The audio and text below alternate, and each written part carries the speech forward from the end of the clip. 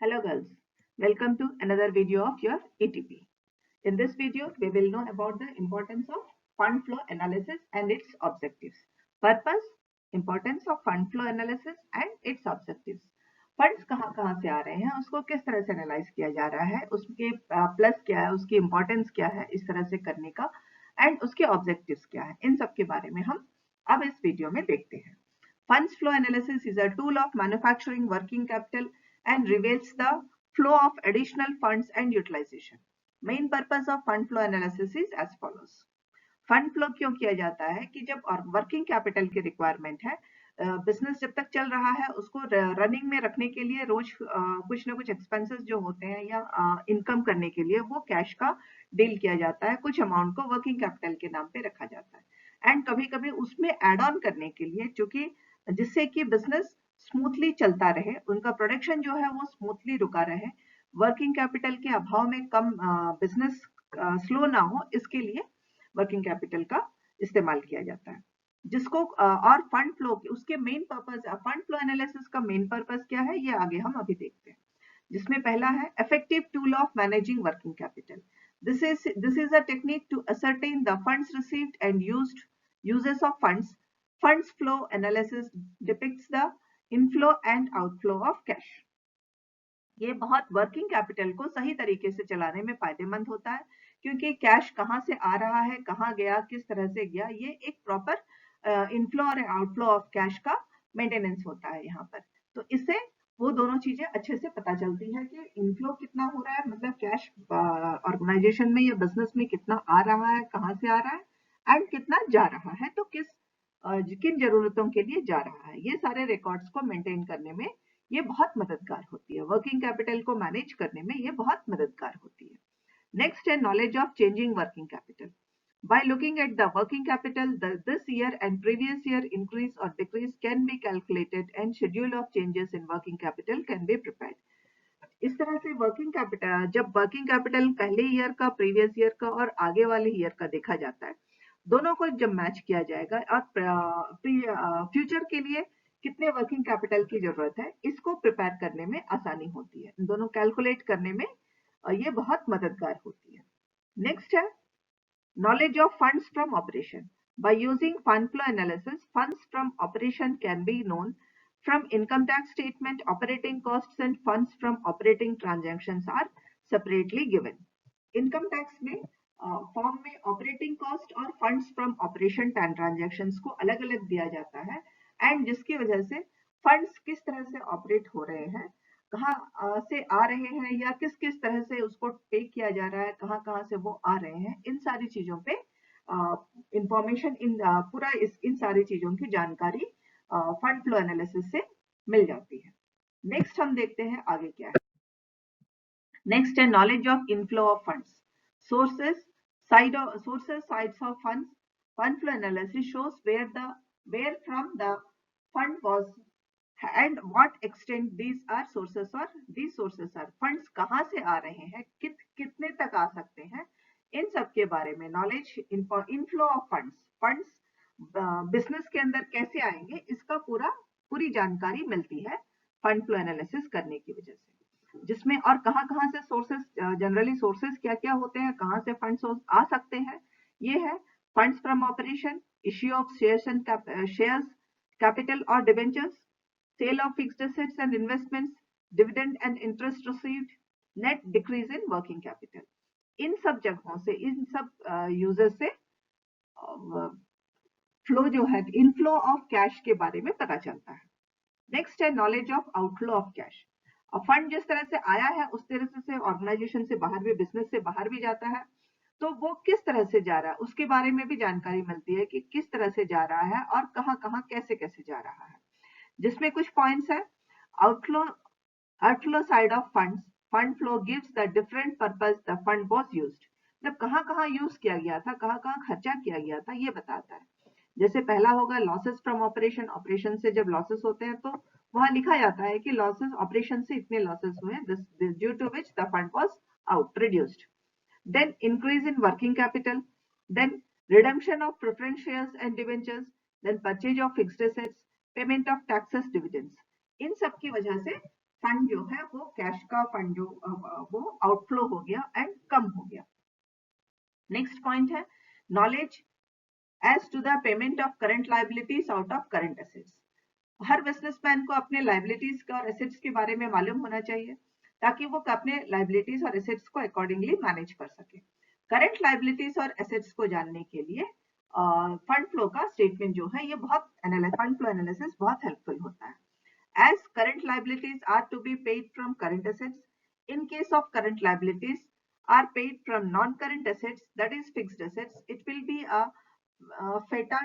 it will be a flaws to the business because disposal of fixed assets will mean the firm cannot last longer. जब business में से assets को बेच करके liabilities को चुकाया जाता है, इसका मतलब है कि बिजनेस रिड्यूस कर रहा है। तो इसीलिए हमेशा ये कहा जाता है कि करंट एसेट्स जो है उसी से करंट लायबिलिटीज को चुकाया जाए। जब तक बिजनेस इस तरह से चल रहा है then the business is in a good position.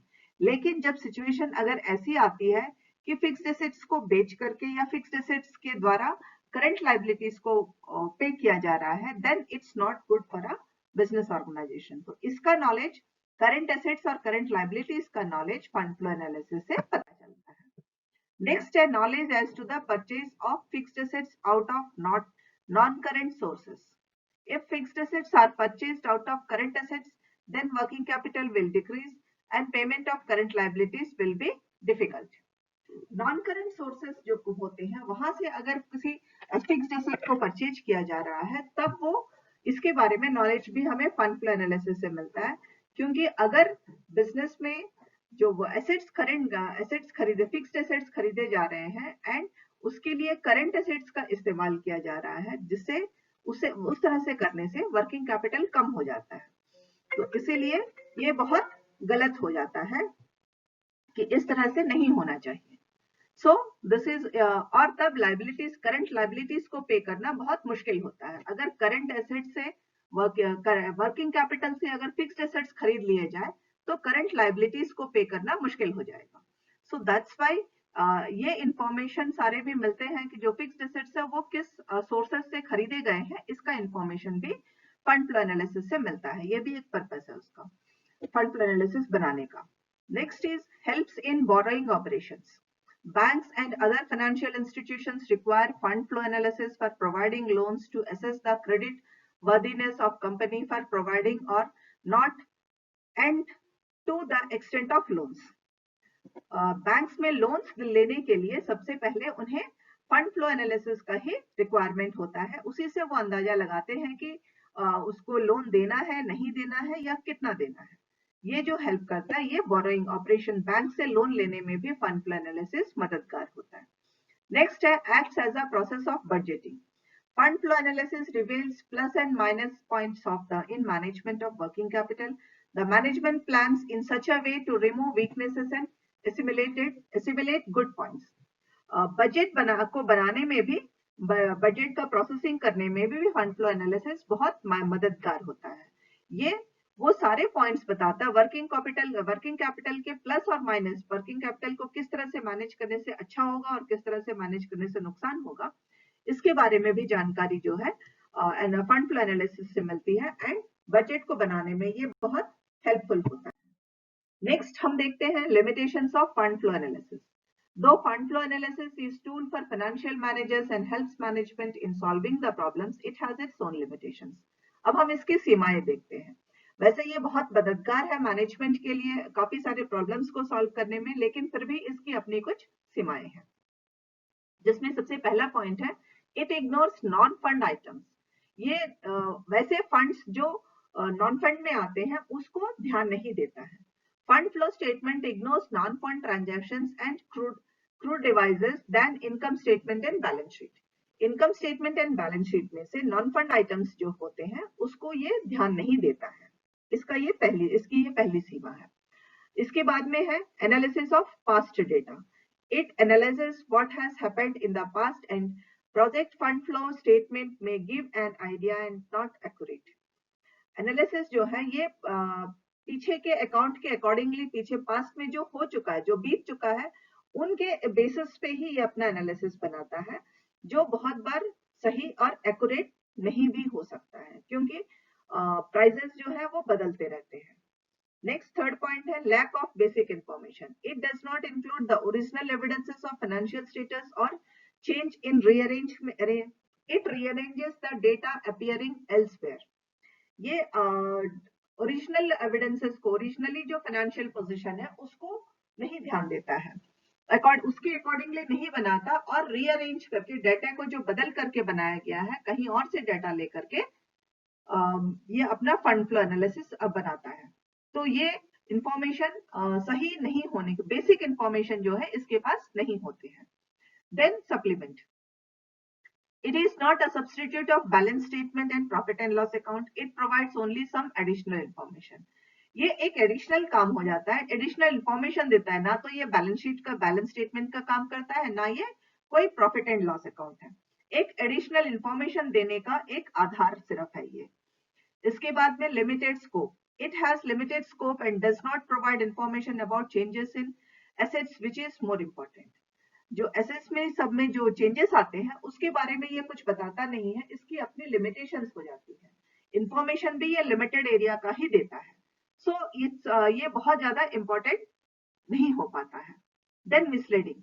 Fund flow statement is prove to be misleading. A heavy balance of working capital does not indicate large profits. Similarly lower working capital does not mean lesser profits.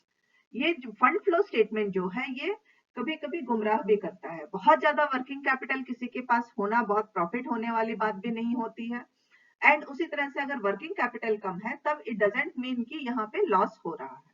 तो exact picture नहीं होने की वजह से गलतफहमियां भी इसमें बहुत हो जाती है। नेक्स्ट हम देखते हैं technique of fund flow statement. अब इसके टेक्निक्स क्या है? Fund flow statement is a statement way study changes in financial position between beginning and closing dates of the periods concerned. The preparation of fund flow statement consists of two parts. Fund flow statement दो तरह से बनता है, और वो एक particular dates के लिए ही, उसका बिगिनिंग का डेट और क्लोजिंग का डेट, वहां पे उस पीरियड के बीच का ही का फंड फ्लो स्टेटमेंट बनाया जाता है, जिसमें दो तरीके हैं। पहला तरीका है schedule of changes in working capital. The statement that reveals the changes in working capital is called schedule of changes in working capital.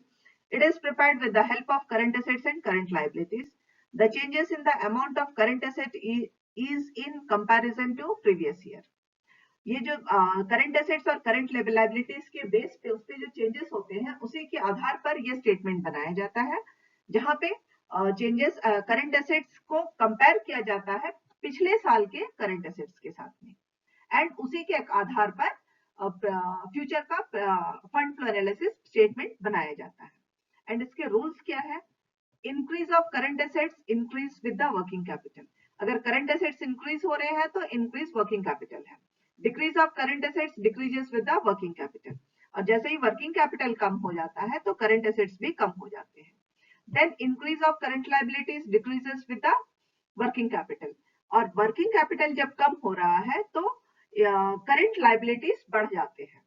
Then decrease of current liabilities increases with the working capital.